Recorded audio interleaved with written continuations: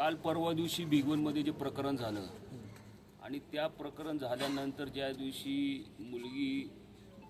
त्या जहीर आणि आयान नावाची दोन मुलं त्यांच्यासोबत त्या मुलीला पळवून नेण्याचा जो प्रकार झाला त्याच्यानंतर ज्या काय घटना घडल्या सदरच्या पीडित मुलीच्या आईला देखील मी येताना आज भेटलो आणि त्या आईने जे ती मुलीच्या सांगितलं की ज्या दिवस ही मुलगी पळून गेली म्हणजे पळवून नेली थोडक्यात पळून गेली म्हणून त्याला तसं दिलेलं जाते घटनाक्रम पण तिला पळवून नेण्यात आलेले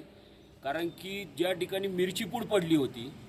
पोलीस तपासामध्ये ती मिरची पूड तसं पद्धतीने काही त्या मुलीच्या डोळ्यात किंवा त्या मुलीच्या आईच्या अंगावरती टाकली नाही असं तपासात सांगण्यात आलेले परंतु जबाब घेताना मुलीच्या आईचा किंवा मुलीच्या भावाचा त्याच्या संबंधित जे पण तिथे मुलीचे नातेवाईक होते यांचा कुणाचाही जबाब घेण्यात आलेला नाही आहे म्हणजे एक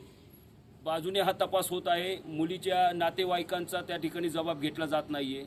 हे एक प्रकरण झालं ज्या दिवशी ह्या मुलीला पळवून नेण्यात आलं त्याच्या 15-20 मिनटं अगोदर त्या मुलीने ज्या मुलाशी तिचं लग्न ठरलं होतं तिला पूर्ण नथचा फोटो पाठवला होता त्या मुलाला की बाबा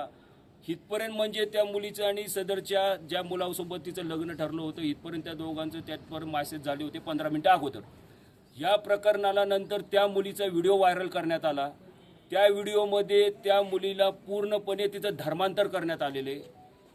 ज्या प्रकरणाला आता हे प्रेम प्रकरण म्हणून आणि प्रेम प्रकरण आहे आणि ह्याच्यामध्ये जात आणि धर्म कुठे आला अशा प्रकारे काही लोक आकलीचे तारे तोडत आहेत तर ह्या प्रकरणामध्ये जर का हे प्रेम प्रकरण असेल तर त्या मुलीला हिजाब घालून तिची टिकली काढून त्या ठिकाणी त्या मुलीला व्हिडिओ बनवला जात आहे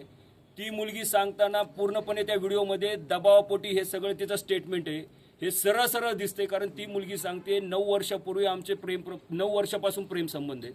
एक 12 वर्षाची मुलगी 5वी 6वी शिकणारी कोणत्या मुलीला प्रेम प्रकरणाची माहिती असते आणि कोण मुलगी अशी प्रेम प्रकरणाच्या ह्याच्यात जाते म्हणजे हे सर्व प्रकरण तिच्या दबावापोटी तिला धमकावून कुठेतरी आमची अशी त्याच्यामध्ये आता आम्हाला दाट संशय आहे की त्या मुलीचे काही व्हिडिओ काढून ह्या हरामखोरांनी जाणून बुजून तिचे काही फोटो किंवा काही मेसेजेस अशा पद्धतीने तिचे सेव्ह करून त्यांच्या मोबाईलमध्ये त्या मुलीला धमकावून आणि त्या मुलीला ब्लॅकमेलिंग करून अशा प्रकारे स्टेटमेंट द्यायला लावलेले ज्या मुलीनी तिचं जे ॲफिडेविट जे तुम्ही बघितलं असेल की त्या